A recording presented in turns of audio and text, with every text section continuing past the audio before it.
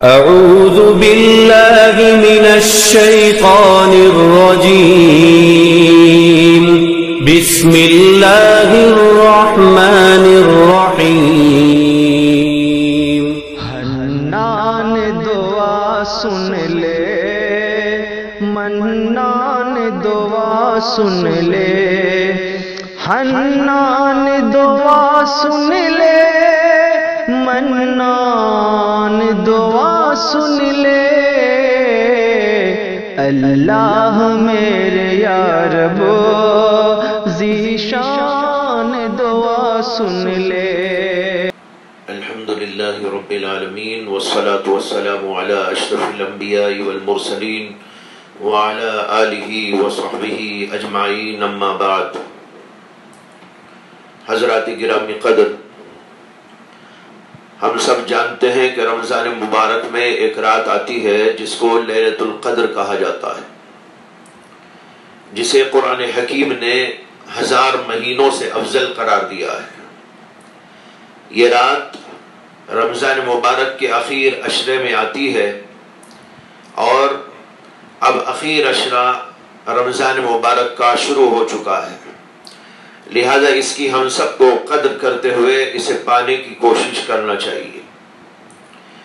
قرآن کریم نے اس رات کا تذکرہ بڑے بلند الفاظ اور اونچے الفاظ میں کیا ہے، اور ایک مستقل سورۃ القدر اسی کے نام سے قرآن کریم کے اندر اتاری گئی ہے۔ اس سورت میں فرمایا گیا ہے اِنَّا أَنزَلْنَاهُ فِي لَيْلَةِ الْقَدْرِ وَمَا أَدْرَاكَ مَا لَيْلَةُ الْقَدْرِ لَيْلَةُ الْقَدْرِ خَيْرٌ مِّنْ أَلْفِ شَهْرٍ تَنَزَّلُ الْمَلَائِكَةُ وَالرُّوحُ فِيهَا بِإِذْنِ رَبِّهِمْ مِنْ كُلِّ أَمْرٍ سَلَامٌ هِيَ حَتَّى مَطْلَعِ الْفَجْرِ۔ اس کا مطلب یہ ہے کہ اللہ تعالیٰ نے فرمایا کہ ہم نے اس کو یعنی قرآن کریم کو لیلۃ القدر میں اتارا ہے۔ یہ کہنے کے بعد نبی اکرم صلی اللہ علیہ وسلم سے خطاب کرتے ہوئے اللہ نے فرمایا وَمَا أَدْرَاكَ مَا لَيْلَةُ الْقَدْرِ، اے نبی کیا آپ کو کچھ خبر بھی ہے کہ لیلۃ القدر کیا چیز ہے؟ یہ سوال نبی اکرم صلی اللہ علیہ وسلم کو لیلۃ القدر کی طرف رغبت دلانے، شوق دلانے کے لیے کیا گیا ہے۔ اس کے بعد اس سوال کا جواب خود حق تعالیٰ نے دیا، اور لیلۃ القدر کی کئی خصوصیات اور فضیلتیں بیان فرمائی۔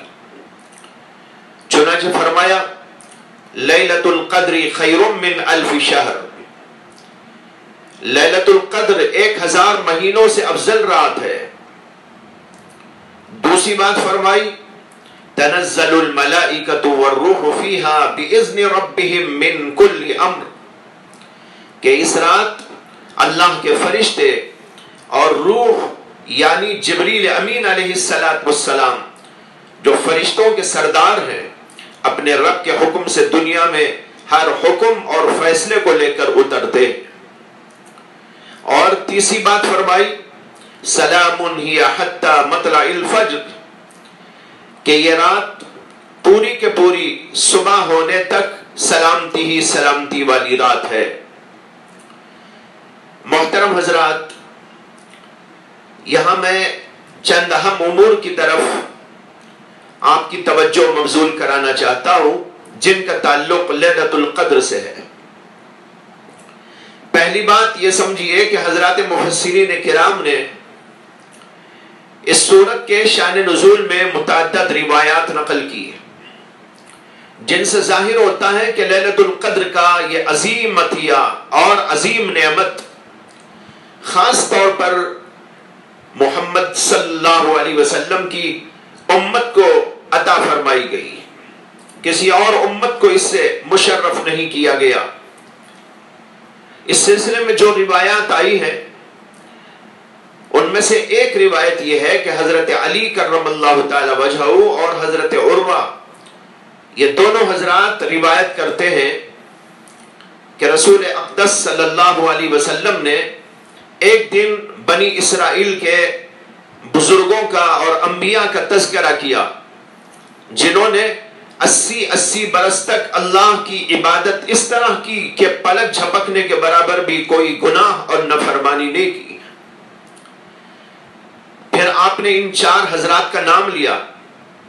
ایک حضرت ایوب علیہ السلام کا، دوسرے حضرت زکریا علیہ السلام کا، اور تیسرے حضرت حزقیل ابن عجوز کا، اور چوتھے حضرت یوشع بن نون کا، کہ ان لوگوں نے 80 برس تک اللہ کی عبادت کی اور اس طرح کی کہ ایک لمحے کے برابر بھی خدا کی نافرمانی نہیں کی.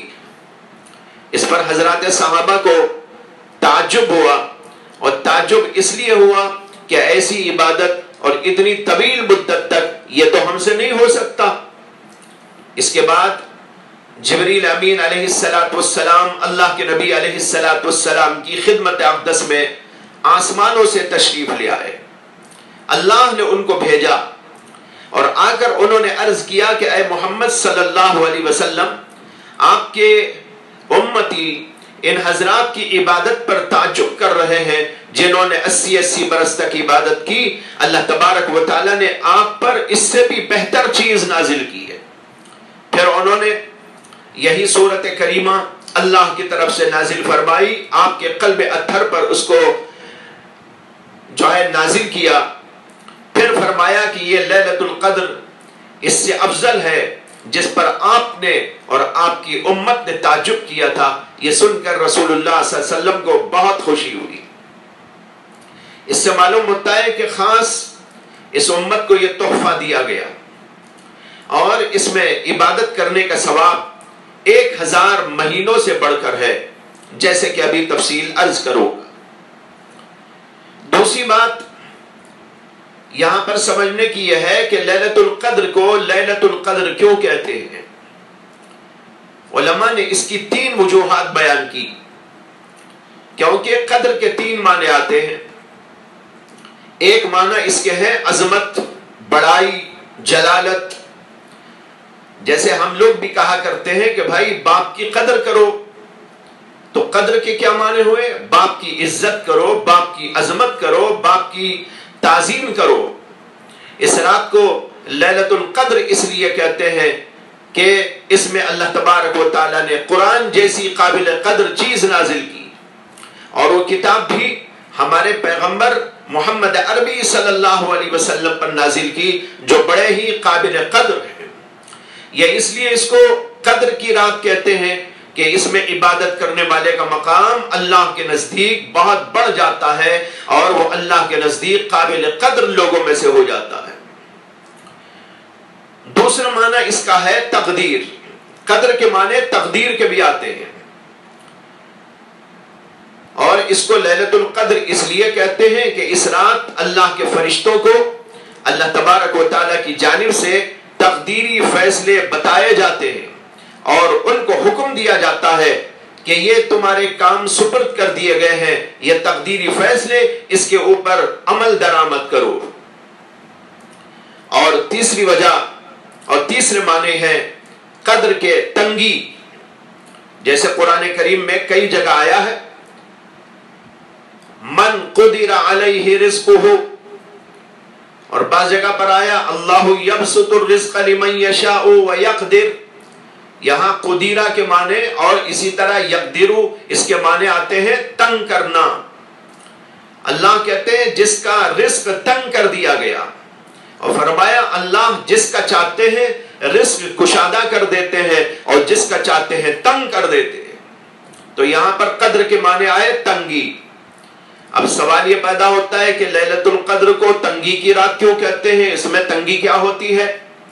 علماء کہتے ہیں کہ اس رات کو لیلۃ القدر اس معنی کے اعتبار سے اس لیے کہتے ہیں کہ اس رات آسمان سے اور خاص طور پر سدرۃ المنتہا سے بے شمار فرشتے دنیا میں نازل ہوتے ہیں. جیسے کہ قرآن نے کہا تنزل الملائکۃ والروح، جبریل بھی آتے ہیں، جبریل کے ساتھ ایک بہت بڑی جماعت فرشتوں کی نازل ہوتی ہے، اور ان کے دنیا میں آنے کی وجہ سے اور ان کی کثرت کی وجہ سے زمین تنگ معلوم ہونے لگتی ہے. اس لیے اس رات کو تنگی کی رات کہا گیا. بہرحال اب آگے بڑھتے ہیں. تیسری بات مجھ کو یہ عرض کرنی ہے کہ سورۃ القدر میں لیلۃ القدر کی ایک بڑی فضیلت یہ بیان کی گئی ہے کہ لیلۃ القدر 1000 مہینوں سے افضل رات ہے. اللہ نے فرمایا لیلۃ القدر خیر من الف شہر. یہ رات 1000 مہینوں سے افضل ہے، کیونکہ اس سے ایک بہت بڑی بات حاصل ہوتی ہے انسان کو کہ اس امت کا کوئی بھی فرد لیلۃ القدر میں عبادت کرے گا تو اس کو اتنا ثواب ملے گا جتنا 80 برس عبادت کرنے والے کو ملتا ہے. یعنی 1000 مہینوں تک عبادت کرنے والے کو جتنا ثواب، اس ایک رات میں عبادت کرنے والے کو اتنا ہی ثواب، بلکہ اس سے بھی زیادہ ثواب.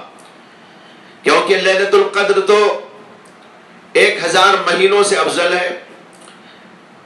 1000 مہینوں کو اگر سالوں میں تبدیل کرتے ہیں تو وہ ہو جاتے ہیں 83 سال اور کچھ مہینے. اللہ کے نبی علیہ السلام نے بتایا تھا کہ پہلے زمانے میں ایسے ایسے عابدین اور ایسے ایسے زاہدین اور ایسے ایسے اللہ کے مقربین پیدا ہوئے کہ 80 برس تک انہوں نے عبادت کی. اس پر یہ تحفہ امت محمدیہ کو دیا گیا کہ اس ایک رات کو پا کر، اس کو تلاش کر کے اس کے اندر عبادت کر لینا 1000 مہینوں یعنی 83 سال سے زیادہ عبادت کے برابر ثواب دینے کی چیز ہے. چوتھی بات جو مجھ کو عرض کرنی ہے وہ یہ ہے کہ اس سورت کے اندر اللہ نے فرمایا تنزل الملائکۃ والروح فیہا بإذن ربہم من کل امر. اس رات اللہ کے فرشتے اور روح یعنی جبریل علیہ السلام آسمانوں سے اترتے ہیں یعنی دنیا میں آتے ہیں اور ہر اللہ کا امر یعنی فیصلہ لے کر اترتے ہیں. امام بہقی نے اپنی 2 کتابوں شعب الایمان اور فضائل الاوقات، ان دونوں کتابوں میں ایک حدیث روایت کی ہے.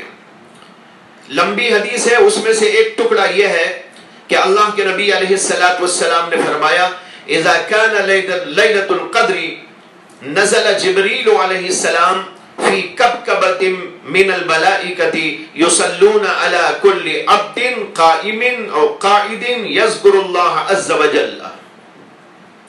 جب لیلۃ القدر ہوتی ہے تو جبریل علیہ السلام فرشتوں کی ایک جماعت کے ساتھ دنیا میں نازل ہوتے ہیں اور وہ فرشتے ہر اس بندے کو سلام کرتے ہیں جو نماز میں کھڑا ہو یا ذکر اللہ میں مشغول بیٹھا ہوا ہو. دیکھیے کیا عجیب فضیلت ہے کہ آسمانوں سے اللہ فرشتوں کو بھیجتے ہیں اور فرشتوں کے سردار جبریل امین علیہ السلام کو بھیجتے ہیں اور یہ فرشتے دنیا میں آ کر اس رات عبادت کرنے والے بندوں کو، خواہ وہ بیٹھ کر اللہ کے ذکر میں مشغول ہو یا کھڑا ہو کر اللہ کی عبادت کر رہا ہو، ان سب کو سلام بھیجتے ہیں. اور ایک طویل حدیث میں یہ بھی آیا کہ بہت سی باتیں اس کے اندر ہیں، ان میں سے ایک بات یہ ارشاد فرمائی گئی کہ جب لیلۃ القدر ہوتی ہے تو اللہ تعالیٰ جبریل امین علیہ السلام کو حکم دیتے ہیں، بس وہ فرشتوں کی ایک جماعت کے ساتھ اترتے ہیں اور ان کے ساتھ ہری جھنڈیاں ہوتی ہیں جن کو وہ کعبے کے سامنے گاڑ دیتے ہیں اور جبریل امین علیہ السلام کے 600 پر ہیں، ان میں سے 2 پر وہ ہیں جن کو صرف لیلۃ القدر میں وہ کھولتے ہیں. پھر یہ فرشتے اس امت میں پھیل جاتے ہیں اور ہر عبادت گزار کو سلام کرتے ہیں، جو کھڑا ہو یا بیٹھا ہو یا ذکر میں مشغول ہو، اور ان سے مصافحہ کرتے ہیں اور ان مومنوں کی دعاؤں پر آمین آمین کہتے رہتے ہیں اور یہ سلسلہ برابر جاری رہتا ہے یہاں تک کہ صبح طلوع ہو جائے. کنز العمال میں اور دیگر کتابوں کے اندر یہ روایت آئی. بھائیو، اس سے معلوم ہوا کہ یہ رات بہت ہی افضل، بہت ہی خیر والی، بہت ہی خوبیوں والی اور اس رات عبادت کرنے والوں کے لیے اللہ کے فرشتوں کی دعاؤں کی یہ رات ہے. اس لیے اس رات کو بہت اچھی طرح اللہ کی عبادت میں گزارنے کی کوشش کرنی چاہیے۔ پانچویں بات جو مجھ کو عرض کرنی ہے وہ یہ ہے کہ یہ عظیم اور مبارک رات کب آتی ہے؟ اس بارے میں علماء کرام میں اختلاف پایا جاتا ہے، حتیٰ کہ علامہ ابن حجر عسقلانی رحمۃ اللہ علیہ نے اپنی کتاب فتح الباری میں اس سلسلے میں 46 اقوال ذکر کیے، لیکن جمہور علماء کہتے ہیں کہ لیلۃ القدر رمضان مبارک کے اخیر عشرے میں ہوتی ہے، اور اس میں بھی طاق راتوں میں ہونے کا زیادہ امکان ہے۔ احادیث کے اندر اس سلسلے میں کثرت کے ساتھ مواد موجود ہے۔ حضرت عائشہ صدیقہ رضی اللہ تعالی عنہ روایت کرتی ہے کہ رسول اکرم صلی اللہ علیہ وسلم نے فرمایا، تحروا لیلۃ القدر فی الفطر من العشر الاواخر من رمضان، لیلۃ القدر کو رمضان مبارک کے اخیر عشرے کی طاق راتوں میں تلاش کرو۔ اور حضرت عبداللہ بن عباس سے مروی ہے کہ اللہ کے نبی علیہ السلام نے فرمایا، التمسوها فی العشر الاواخر من رمضان، لیلۃ القدر فی تاسیۃ تبقى فی سابعۃ تبقى فی خامسۃ تبقى، یعنی لیلۃ القدر کو رمضان کے اخیر عشرے میں تلاش کرو، وہ نبی رات میں جو نبی رات باقی رہے تو اس میں، یا سات رات باقی رہے تو اس میں، یا 5 راتیں باقی رہے تو اس میں، وغیرہ وغیرہ۔ اس کے علاوہ اور بھی متعدد صحابہ سے روایات موجود ہیں، اور اللہ کے نبی علیہ السلام نے ان ساری روایات کے اندر یہ بتایا ہے کہ لیلۃ القدر آخری عشرے میں ہوتی ہے۔ نیز یہ بھی وارد ہوا کہ آخری عشرے میں بھی وتر یعنی طاق راتوں میں ہونے کا زیادہ امکان ہے۔ پھر بعض روایات میں 27ویں شب کے بارے میں بھی لیلۃ القدر ہونے کا ذکر آیا ہے۔ چنانچہ امام ابو داؤد نے حضرت امیر معاویہ رضی اللہ تعالی عنہ سے لیلۃ القدر کے بارے میں رسول اللہ صلی اللہ علیہ وسلم کا ارشاد نقل کیا ہے کہ آپ نے فرمایا، لیلۃ القدر لیلۃ 27، لیلۃ القدر 27ویں شب کو ہوتی ہے۔ اسی طرح بعض صحابہ سے بھی مروی ہے، جیسے حضرت ابی بن کعب نے حضرت عبداللہ بن مسعود کے بارے میں فرمایا کہ وہ اچھی طرح جانتے ہیں کہ لیلۃ القدر رمضان میں ہوتی ہے اور رمضان کے اخیر عشرے میں ہوتی ہے، اور یہ کہ وہ 27ویں رات میں ہوتی ہے۔ پھر خود قسم کھا کر فرمایا کہ وہ بلا کسی استثناء، بلا کسی تخلف 27ویں کو ہوتی ہے، مگر چونکہ دیگر روایات سے پتہ چلتا ہے کہ 27ویں ہی متعین نہیں ہے، اس لیے جمہور علماء یہ کہتے ہیں 27 میں ہونے کا زیادہ امکان ہونے کے باوجود یقینی طور پر نہیں کہہ سکتے کہ اسی رات میں ہے یا کسی اور رات میں ہے۔ بعض بزرگوں نے اپنے اپنے تجربات سے بتایا ہے، کسی نے بتایا کہ 21ویں کو ہوتی ہے، کسی نے بتایا کہ 25ویں کو ہوتی ہے، کسی نے کسی اور کو بتایا۔ اکثر بیشتر لوگوں نے 27 کا ذکر کیا ہے، لیکن اس کے باوجود یہ بات طے ہے کہ اللہ کے نبی کی طرف سے متعین طور پر یہ نہیں بتا دیا گیا کہ اسی رات کو ہوتی ہے، اس لیے چاہیے کہ دیگر راتوں میں بھی اس کو تلاش کرتے رہنے کی کوشش کریں۔ چھٹویں بات جو مجھ کو عرض کرنی ہے وہ یہ ہے کہ رات اتنی عظیم اور فضیلت مآب ہے، لیکن اس کو ہم سے مخفی کر دیا گیا۔ اس کو تلاش کرنا پڑتا ہے کہ وہ کون سی رات ہے، 21ویں رات ہے یا 23ویں رات ہے یا 25ویں رات ہے یا 27ویں ہے یا 29ویں ہے، یہ ہم سے کیوں مخفی کر دیا گیا؟ اس کے اندر بڑی حکمتیں ہیں، بڑی مصلحتیں ہیں، اور اسی لیے ایک روایت میں آتا ہے کہ اللہ کے رسول علیہ السلام نے اس بات کا تذکرہ کرتے ہوئے کہ مجھ کو پہلے یہ بات بتائی گئی تھی کہ لیلۃ القدر کب ہوتی ہے، میرے ذہن سے اس کو بعد میں اٹھا لیا گیا، مجھ کو بھلا دیا گیا، یہ کہتے ہوئے اللہ کے نبی علیہ السلام نے فرمایا، عسى ان يكون خيرا لكم، ہو سکتا ہے کہ لیلۃ القدر کا علم اٹھا لیا جانا امید ہے کہ تمہارے لیے بہتر ہی بہتر ہوگا۔ اب سوال یہ ہے کہ اس میں خیریت کا کیا پہلو ہے اور اس کے اندر کیا حکمت اور کیا مصلحت ہے؟ علماء نے بہت ساری باتیں بتائی۔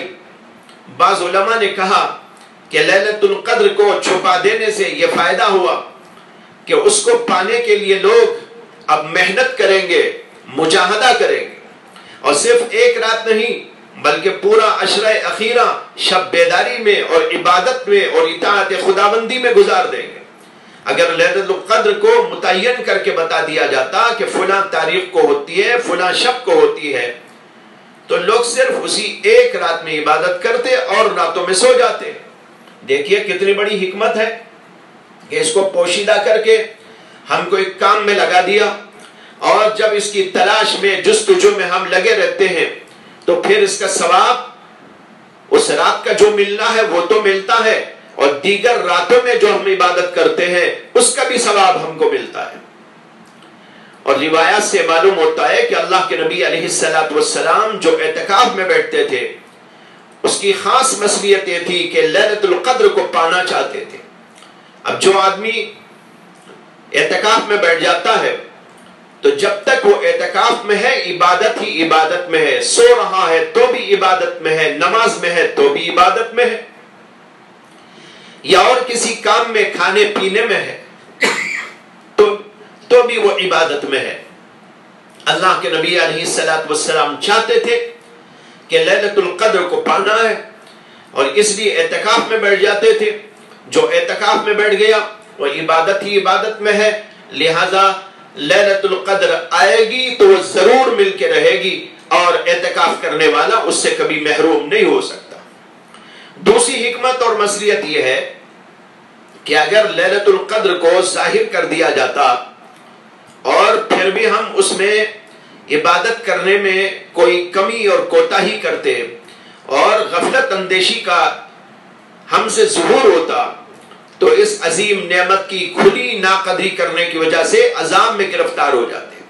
اب اللہ تعالیٰ نے اس کو چھپا کر یہ کرم کیا کہ اس میں ہم سے کچھ کوتاہی ہو جاتی ہے، تو چونکہ متعین طور پر نہیں معلوم اس لیے اس کھلی ناقدری میں اس کو شمار نہیں کیا جاتا۔ ساتویں بات اس سلسلے میں یہ عرض کرنی ہے کہ یہاں پر اس بات کو سمجھ لیں کہ پہلے تو اللہ کے رسول علیہ السلام کو لیلۃ القدر کا علم دیا گیا تھا کہ وہ کب آتی ہے، لیکن بعد میں آپ کے ذہن سے اس کو نکال دیا گیا۔ چنانچہ حضرت عبادہ ابن الصامت رضی اللہ تعالی عنہ نے فرمایا کہ رسول اللہ صلی اللہ علیہ وسلم باہر نکلے تھے تاکہ ہم کو لیلۃ القدر کی خبر دیں کہ وہ کب آتی ہے۔ وہاں پر دو مسلمان آپس میں جھگڑا کر رہے تھے۔ اللہ کے نبی علیہ السلام نے فرمایا میں اس لیے باہر نکلا تھا کہ تم کو لیلۃ القدر کی خبر دو، مگر فلاں اور فلاں نے آپس میں جھگڑا کیا تو یہ بات میرے ذہن سے اٹھا لی گئی اور مجھ کو بھلا دی گئی، اور فرمایا کہ شاید یہی تمہارے لیے بہتر ہے۔ پھر آپ نے کہا کہ آخری عشرے میں 9ویں یا 7ویں یا 5ویں رات میں اس کو تلاش کرو۔ اس سے معلوم ہوا کہ بعض لوگوں کے جھگڑنے کی وجہ سے اللہ تبارک و تعالی نے لیلۃ القدر کو اللہ کے نبی علیہ السلام کے دماغ سے بھلا دیا۔ اس سے معلوم ہوا کہ جھگڑا بہت ہی بری چیز ہے، اس لیے مسلمانوں کو جھگڑے کی باتوں سے دور رہنا چاہیے۔ 8ویں بات یہ ہے کہ روایات سے مفہوم ہوتا ہے کہ اس عظیم عطیہ خداوندی سے اللہ کا مقصود اور نبی کا مقصود یہ ہے کہ امت محمدیہ اس رات محض اللہ کی عبادت اور اطاعت میں لگی رہے، اور ایک رات کے اس عمل سے پچھلی امتوں کے ان حضرات کا ثواب حاصل کر لے جنہوں نے 80 برس اللہ کی عبادت اور اطاعت کی۔ نبی اکرم صلی اللہ علیہ وسلم کی ترغیبات اور اس سلسلے میں آپ کی جو ہدایات ملتی ہیں ان سے بھی یہی معلوم ہوتا ہے کہ اس رات اللہ تبارک و تعالیٰ کی عبادت میں مشغولی رہنا چاہیے، اور جس قدر ہو سکتا ہے مشغول رہنا چاہیے۔ حدیث میں آتا ہے کہ آپ نے فرمایا من قام لیلۃ القدر ایمانا واحتسابا غفر له ما تقدم من ذنبه، جو شخص لیلۃ القدر میں عبادت میں جاگتا رہا ایمان کے ساتھ اور ثواب کی نیت کے ساتھ، اللہ تبارک و تعالیٰ اس کے تمام پچھلے گناہ بخش دیتے ہیں۔ یہاں گناہ سے مراد چھوٹے گناہ ہیں، بڑے گناہ تو توبہ ہی سے معاف ہوتے ہیں۔ اس سے معلوم ہوا کہ لیلۃ القدر میں قیام یعنی نماز افضل ہے، نماز پڑھنا چاہیے، یا اور کوئی عبادت، ذکر ہو، تلاوت ہو، یا اگر نمازیں قضا ہو تو نمازوں کی قضا کر لیں، یہ سب سے زیادہ اہم ہے۔ بہرحال کوئی بھی عبادت ہو اس عبادت کے اندر لگے رہنا چاہیے، مشغول رہنا چاہیے۔ ان اوقات کو بات چیت میں یا ادھر ادھر کی گپ شپ میں، موبائل فون کے دیکھنے میں یا خامخواہ گھومنے اور پھرنے میں نہیں مصروف رہنا چاہیے۔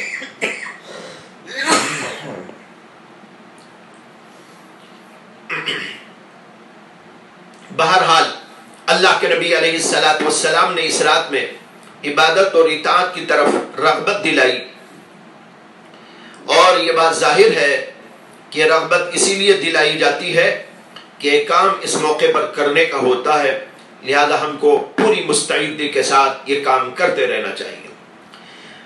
اور آخری بات یہ ہے کہ اس رات میں دعاؤں کا بھی خاص اہتمام کرنا چاہیے۔ ایک حدیث میں آتا ہے کہ حضرت عائشہ صدیقہ رضی اللہ تعالی عنہا نے نبی اکرم صلی اللہ علیہ وسلم سے پوچھا کہ اگر میں لیلۃ القدر کو پاؤں تو اس میں کیا کہوں، کیا دعا کروں؟ اللہ کے نبی علیہ السلام نے فرمایا کہ یہ دعا کرنا، اللہم انک عفو تحب العفو فاعف عنا، اللہم انک عفو تحب العفو فاعف عنا۔ سننے والے لوگ ساتھ ساتھ بھی پڑھ لیں تاکہ سب کو یاد ہو جائے۔ اللہم انک عفو تحب العفو فاعف عنا۔ اس کا ترجمہ ہے اے اللہ تو بہت معاف کرنے والا ہے، معاف کرنے کو پسند کرتا ہے، لہذا ہم کو بھی معاف کر دے۔ اس دعا کا بھی خاص اہتمام کرے۔ اس کے علاوہ جو بھی اللہ سے مانگنا ہو، دین اور دنیا کی چیزیں، وہ اللہ تبارک و تعالی سے مانگتے رہے۔ اس رات مومن کی دعاؤں پر جبریل امین بھی اور دیگر فرشتے بھی آمین آمین کہتے رہتے ہیں۔ مومن اگر ایسی مقدس رات میں دعا کرے اور پھر اس کے ساتھ اللہ کے فرشتے اس کی دعا پر آمین کہتے جائیں تو بھائیو اس کی قبولیت کے اندر کیا شبہ کیا جا سکتا ہے۔ لہذا ایسے مقدس موقع پر ہم سب کو چاہیے کہ اس رات کی قدر کریں، اس کی عظمت کریں اور اس کو صحیح طور پر گزارنے کی کوشش کریں اور وہ ثواب پائیں جو اس کے اندر بتایا گیا ہے۔ وآخر دعوانا ان الحمد للہ رب العالمین۔